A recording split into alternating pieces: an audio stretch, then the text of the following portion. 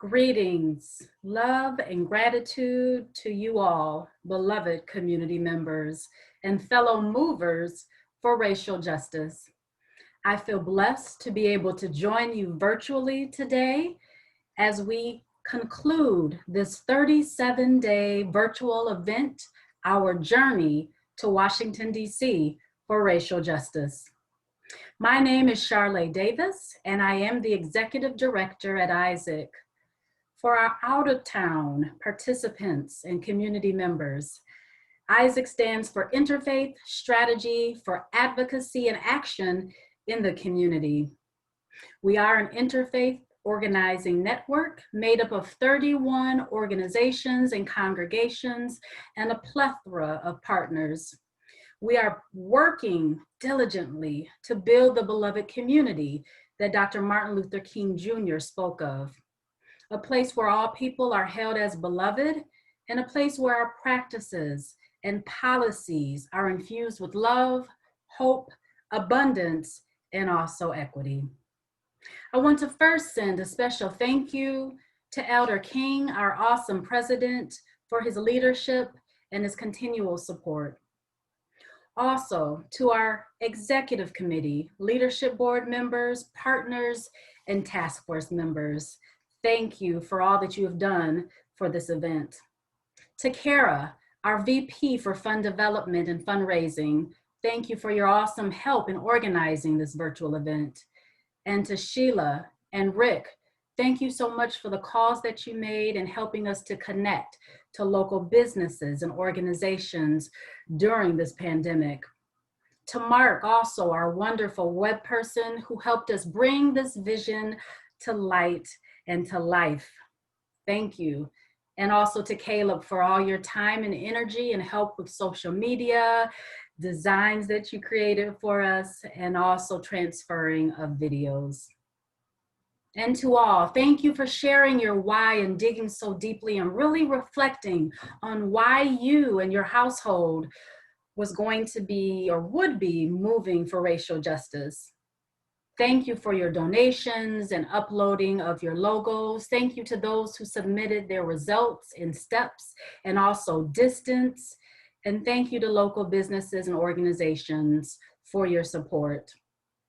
This virtual event was birthed during this pandemic as we were seeing that blatantly and increasingly the violence, murder, assault, and malicious hate and treatment against Black and brown bodies and bodies of color were becoming the norm. We wanted a way to move together safely and also a way to connect and come together around racial justice. We want to also send sincere gratitude to all of our inspirational speakers. Thank you for your messages of hope, your messages of truth, and your powerful words and stories of how racism has and continues to impact you and your family daily. Thank you so much for giving of yourselves during this troubling time. And to all beloved community members, if you have not yet, really watch the recordings and the videos, these 37 recordings, inspirational videos that we have uploaded. We urge you to take some time and to really listen to these recordings. Let these messages continue to inspire you and also to learn from them is what we want. Let it be a reminder that we are not alone in this journey for racial justice, and that this fight for racial justice in 2020 is indeed still real.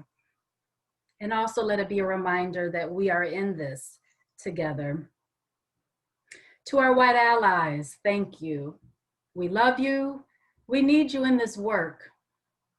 We want to thank you for listening more deeply and also for understanding and examining critically the times when you need to step back and allow people of color to lead this work.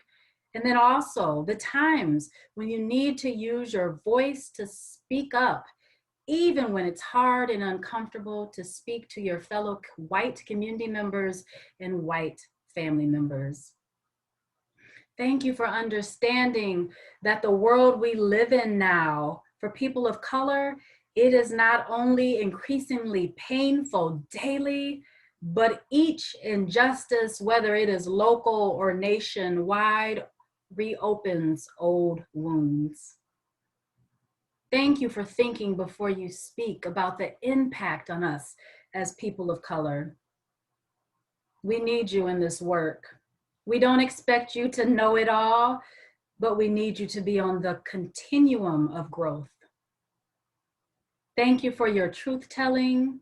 Thank you for continuing your own work with accountability. And also thank you for staying at the table. And to our fellow people of color,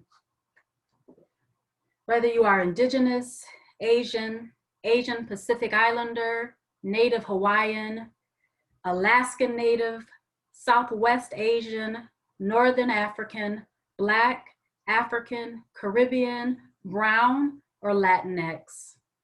We see you, we value you, and we love you.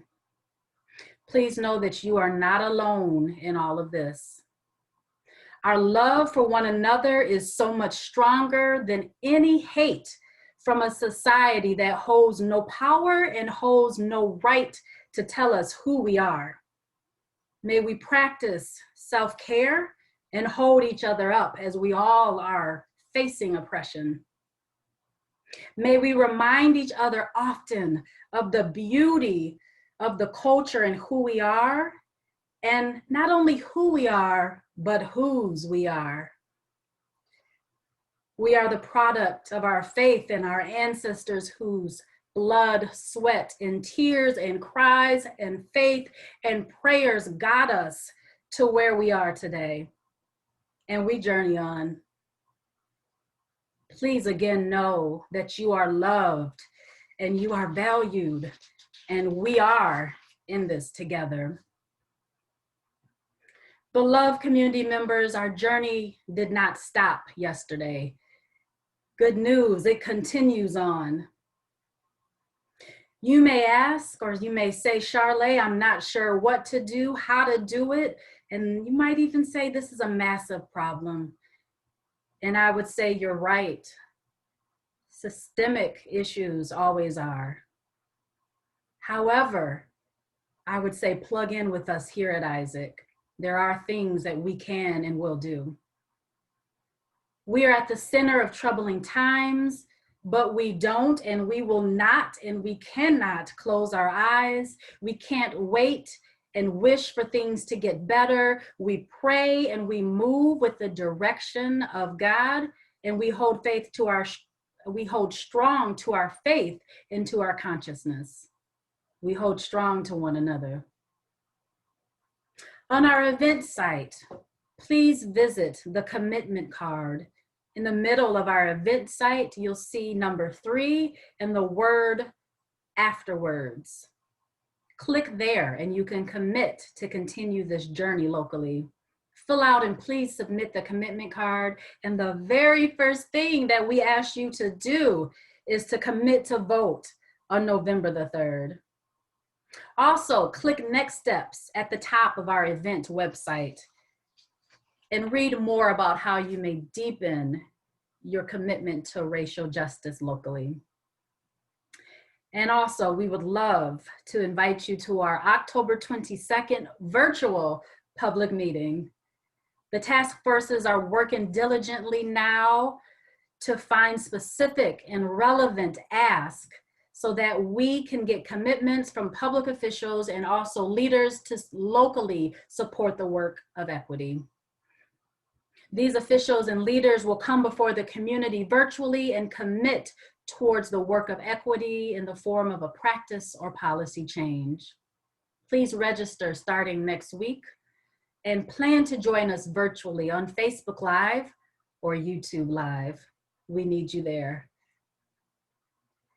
And in closing, we can't promise that this road of racial justice, road towards racial justice, will always be easy. We will get tired and we will get discouraged. But just as our ancestors of justice, We understand that we are human and those feelings are real and they're also valid. But we also recognize that good and justice will win. And we will get back up after we have rested and after we have tapped into our faith and our sources of strength and power.